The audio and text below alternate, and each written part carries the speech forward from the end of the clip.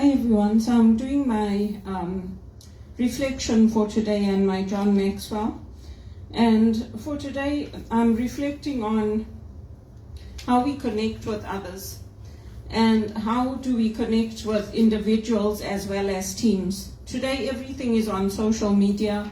People are using social media to reach people, to make an impact. And one of the ways you do that is by posting videos like this, getting followers and helping people. So what they do here, it's more of an emotive society. So they're not focusing on your thinking, they're focusing on how you're making people feel. If you come from Zimbabwe, it's a very, very hard shift because there we focus on your logic. We focus on what is your thinking pattern that got you to this point? Whereas here, they focus on the emotion. How did you make that person feel? But your thinking is the place to start because what hurts you may not hurt the next person. It's your frame of reference. It's how you were brought up, your values, what you think about that is going to lead to that emotion. So when you give, people will give in return. We hope. Most of the time that's not the case, but we keep doing good. We keep putting it out there because we believe that it's the right thing to do. And when you connect with individuals, you can get the attention of the crowds. So if you look at people that have done good things, that have made accomplishments, they started out dealing with individuals, one-on-one, talking to people, and then it moves to a group, then it moves to a team, and then it moves to a community. When you reach out to your people, they should reach out to you. That doesn't happen sometimes, but in an ideal world, that's what should happen. God never abandons us. We read in Genesis 21:17 where God says, Hagar, what's wrong? Do not be afraid. God has heard the boy crying as he lies there. And sometimes we feel that God has abandoned us. Even Jesus felt that on the cross. It's too much. Why have you abandoned me, God? But God doesn't abandon us. What would happen to our world if God abandoned us? So I was using the example of all these letters people write for the environment, for different things. But at the end of the day, we have to make individual choices. And in this part of the world, just like in Africa, people get taken advantage of. Women get sterilized without their consent. We get sent to psychiatric assessments or threatened with arrest. And we haven't done anything wrong, but because they don't like us or they don't like our worldview or other people won't tell the truth, then they put it on to us. And things only change when we make that individual decision to say no and to tell people, other people. They can reject it and reject it and reject it, but eventually, when there's enough people telling them, they have to listen. One of the things that happened to me is when I was working at TD, I went to the Rogers tennis. At that time, it was under Rogers for the sponsorship. And I went with one of the black ladies, Camille Edwards. They have a nice place. They live in Scarborough. So when I walked in, she introduced me to her dad and her mom. And then he said to her, you brought her home? She said, yeah. She said, he looked at her, he said, you people are going to work tomorrow. She said, yeah.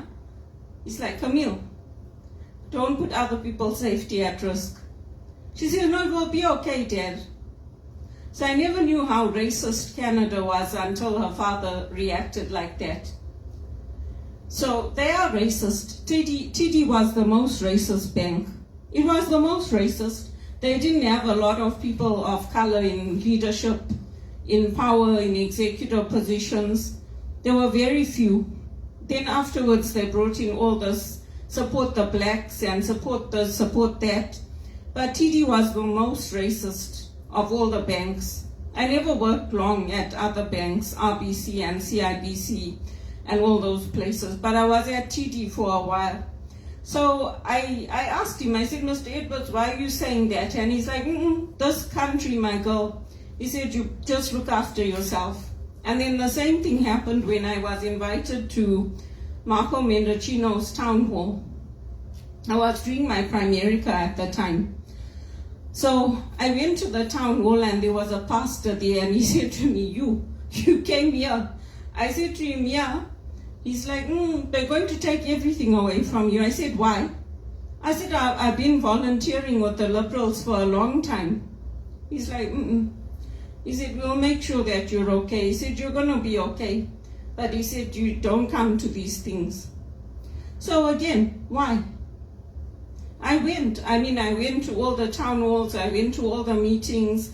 I did everything I could to push that needle forward. And still, I'm not in that executive paid job. I'm not earning that over 120,000 that I should have been earning when I came into this country. I have the same skills as any of the HR executive. I have the same education, even better. I've worked in other countries. Some of them have not even worked in other countries. I've worked in England, I've worked in South Africa, I've worked in Zimbabwe. It's the racism. That's what it is.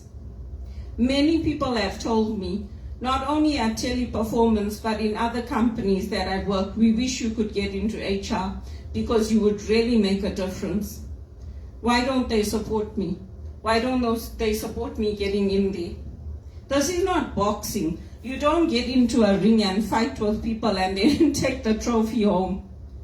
But what they're doing, the sins that they're doing to me, it's being reflected in what's happening in their companies, in the money laundering, in the support for drug cartels, in the share prices falling, in the companies that are being sued.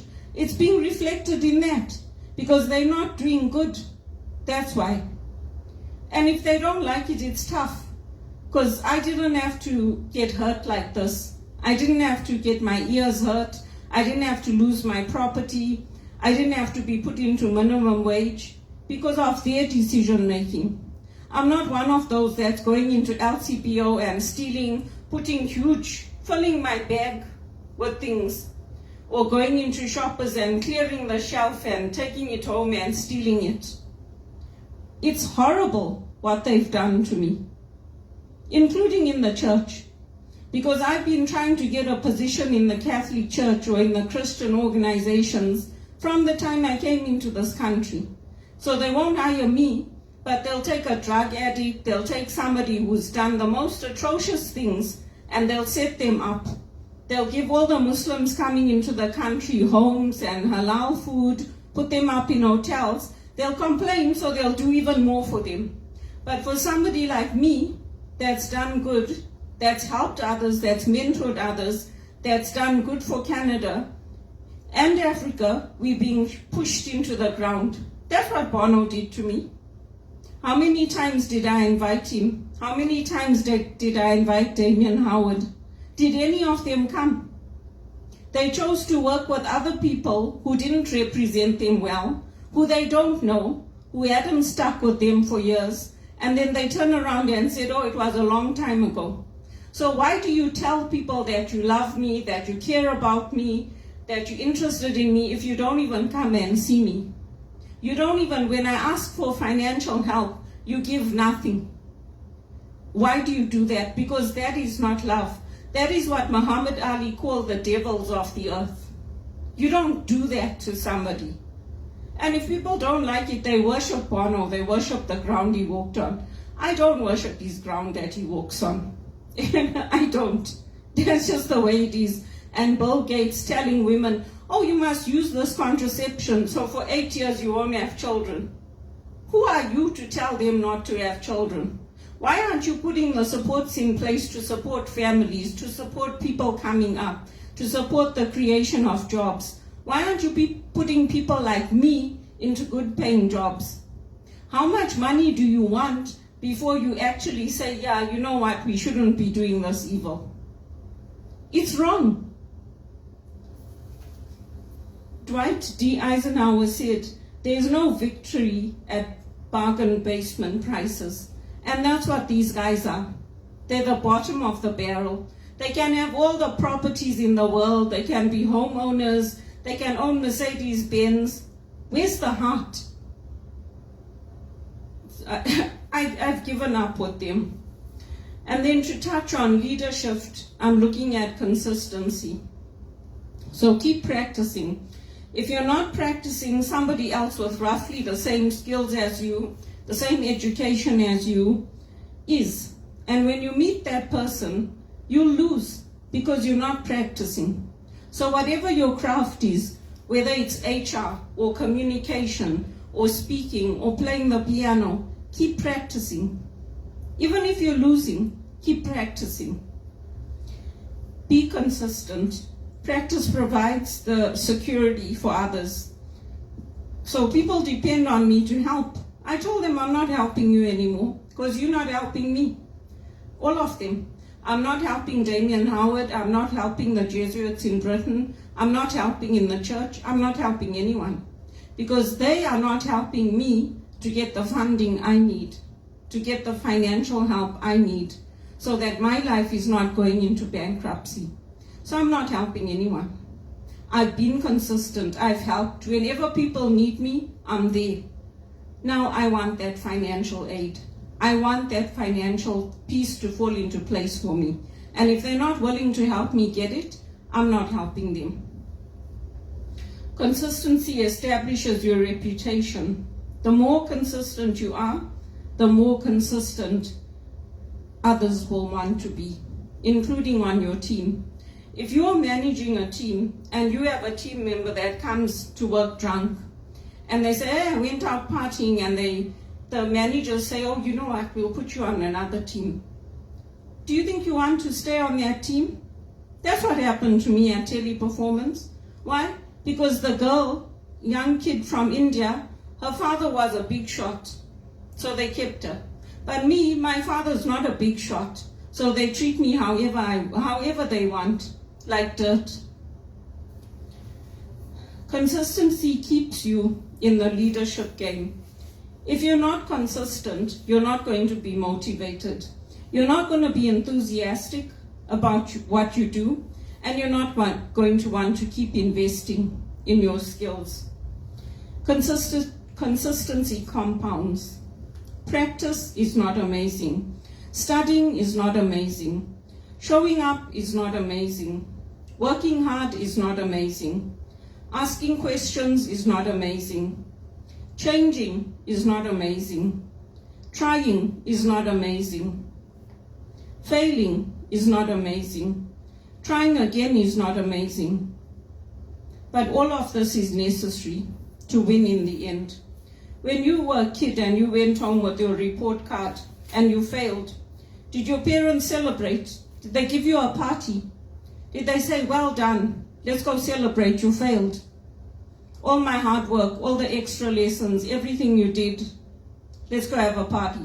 Did they? Or did they celebrate when you won that first prize? No one celebrates whether I win or lose, so it doesn't make a difference to me. But did they celebrate with you? I have to invite them to celebrate if I want them to celebrate, otherwise they won't celebrate. I'm not that important to anybody. So I celebrate with the Lord. But even if you don't have anyone to celebrate with the Lord. Know that God is watching over you. And don't be afraid. We are all like Hagar. We are all feeling like God has abandoned us in what is happening in the world. But God is with us. And God will never abandon us. They can do whatever they like. All they're writing letters to the government, sending petitions, they can do anything. It's not going to change anything. The science is proving it. The priests are more interested in money than having people like me in the church. So I'm not going to church anymore. I'm not going. I'm tired of being reprimanded for the smallest little thing that I do wrong. I'm not going. And they step up for me when they make the financial aid available, when they say we want Belinda with us giving retreats, when they pay for my flights, when they make sure my financial needs are met, I'll go back. I'm not going back. I did a lot for TD, for Credit Suisse, for all these banks. Where's my good paid job? I'm doing everything I can to get an income coming in. Where's their effort? Nowhere. Keep treating people like shit, your companies will keep closing. Keep failing, the jobs will be relocated. And that goes for all of you. Google, Microsoft, Sprint, whoever you are. Fanatics, it goes for all of you.